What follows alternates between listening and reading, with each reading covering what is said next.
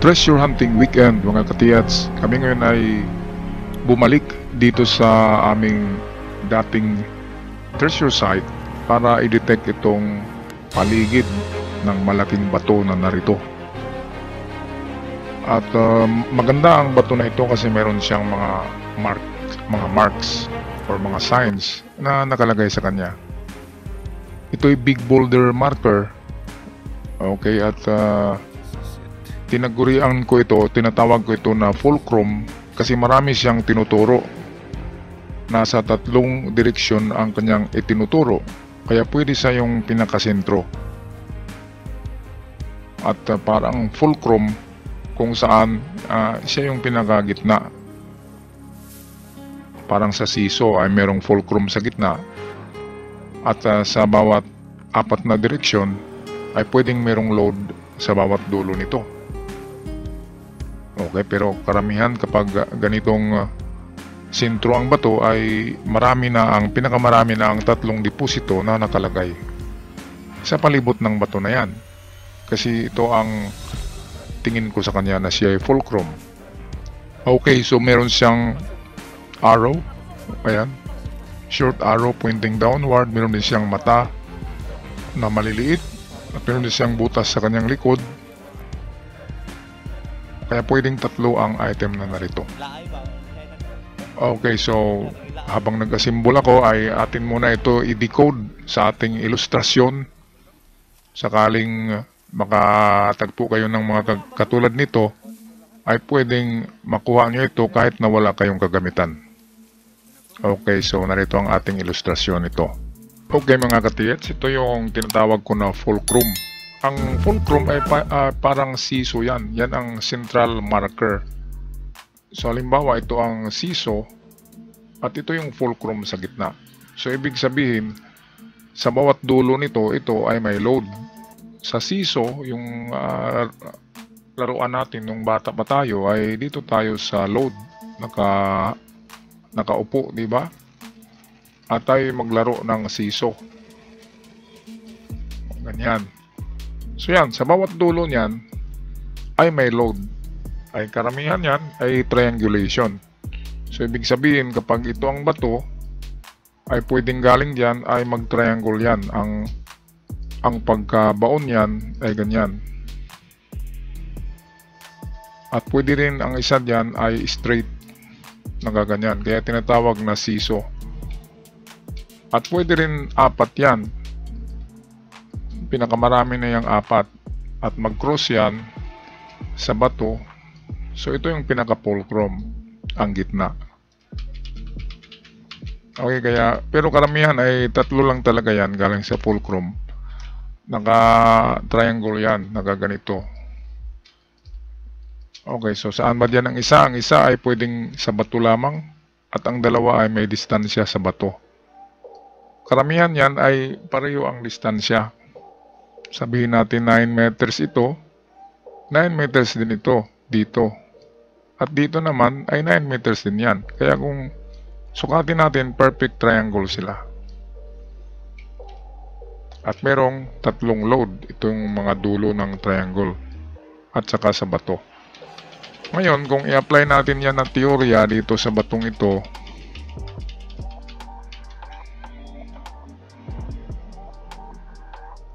okay, kuha muna tayo ng bagong picture. So, ito yan.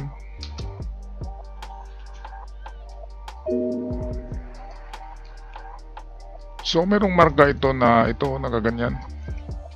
Hindi magkadikit ang linya. Ito hanggang dito lang. At meron siyang V, nakaganyan. And then, meron siyang malalim na butas dito. At merong dalawang mata. Ngayon, kung napansin nyo, ang ulo ng pagong na ito ay nakalingon siya, nakaganyan, no? Nakaganyan. So, pwedeng una, ito na direksyon ang puntahan. Pero malayo-layo yan.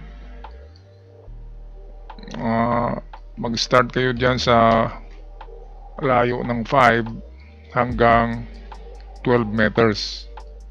Analysis ko ay Ito na portion talaga ang number 1 natin na hukayin kahit na wala tayong detector, sa analysis lang. Ay dito yan kasi tatlong sign ang nagtuturo na narito lang ang item. Una diyan, kung napansin nyo ito, yan, nakaganyan yan. Concave yan, ibig sabihin ay meron siyang importante sa harapan niya. Pangalawang sign nagturo ay itong short head arrow, ayan, nakaganyan. Papuntang baba yan. At pangatlong sign, nagsabi na treasure under, ay itong malalim to na butas. Kaya pwedeng under sa bato or itong sa harap. Kaya itong ating number 1 natin na digging spot for test dig. At number 2 dito ay itong tinitingnan ng dalawang mata, ay napansin nyo ay nakalingon ito, nakaganyan. At dito ang direksyon. Sa unahan yan. So, alignment ang sundan from 5 meters to 12 meters, i-detect ang mga distansya na ito. Ito ay back up, ito na direksyon ay back up nitong nasa gilid niya, itong nagaganyan. Ayan, yan ay talagang sinilsil yan, man-made yan. So ito na direksyon ay papunta rin dito. Katulad yan ng tinitingnan nitong ulo ng pagong. So ito yung number 2 na treasure. Ang pangatlo dyan ay maliit na porsyento na meron ay ang likod. Kasi ang design na yan, itong shorted arrow, pag nakatayo yan, ganyan yan. Ngayon ano ba yan? Yan ang kin symbol for gold. At kapag may ganyan, natatak ang bato na plastado na nakatayo, ibig sabihin nasa front or sa baba ng bato ang item. Ngayon dahil ito yung nakatalikod at narito yung kanyang buntot, so ibig sabihin niya nasa likod ang direksyon. Kasi kung kumpletuhin natin to, nagaganyan yan. Diba? So nasa likod ang item niyan. So yan ang pangatlo. Okay, balik tayo sa video.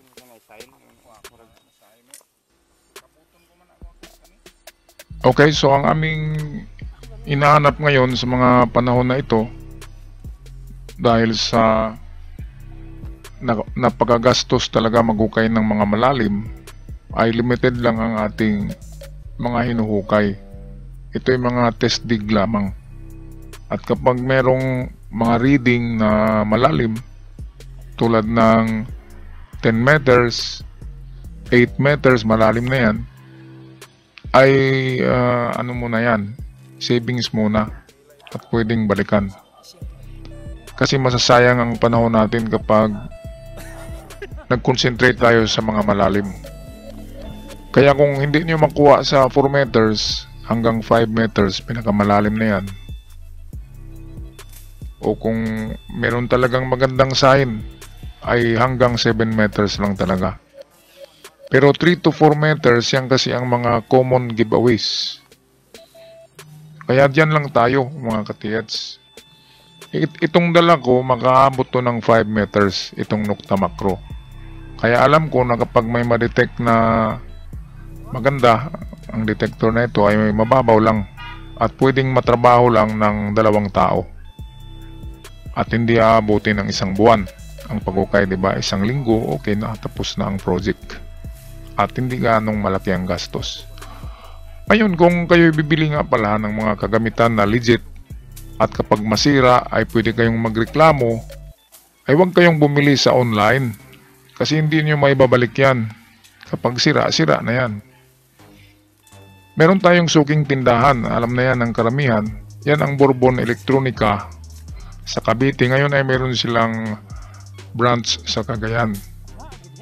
Tawagan niyo muna itong ating gwapo na nagmamanage dyan, si Roniel Bourbon. Roniel Bourbon, ito yung kanyang numero. Tawagan nyo 0975-6675-030. At pwede lang naman kayo magtanong muna kung hindi pa kayo bibili kung anong magandang gamit para sa mga beginners, mga entry level, ganyan. na gamit. Huwag muna kayong gastos ng malaki. Pero kung mayroon talaga kayong pera na extra, ay pwede na. Pwedeng bumili kaagad kayo ng 100 plus 100,000 na mga gamit. Yan ang pinakamababa sa entry level, 100,000 mahigit. At pataas na yan. Ngayon, kung dito lang kayo sa hobby, yung naghanap lang kayo ng mga coins, naghanap lang kayo ng isang ruler lang na lalim na mga nabaon na bagay, na mga antique, o hanggang 1 meter na lalim, ay makabili kayo ng mga metal gold detector na nasa halaga lamang na 30,000 pesos. Pero kapag malalim na, mga deep seeking, ay 100 plus talaga yan. Okay, so tawag lang kayo kay Roniel, sabihin nyo ako ang nagrekomenda para ma-estima kayo ng gusto at may kunting discount. Meron silang sale ngayon, 25%, kaya tawagan nyo na. So ito yung likod ng bato, matulis pala. Kaya pwedeng nag-point itong likod ng bato. Tama yung arrow na baliktad, di ba? Meron palang buntot ito eh. Matulis. At yung kanyang ulo, ano pala ito? Parang heart na pagong. Ito yung ulo niya. At yung buntot niya matulis. Kaya pwedeng pointer din ng tulis ng buntot. Okay, noong ako'y 19 years old pa, nakakuha ko ng small stash gamit lang ang mga signs. Yun ay arrow na may habang 7 inches. At ang actual distance ay 7 meters. Kaya, hindi lahat ng treasure ay nakukuha sa mga scanners or metal detectors. Meron talagang kailangan basahin ang mga direksyon nito sa binigay nila ng mga signs at mga codes.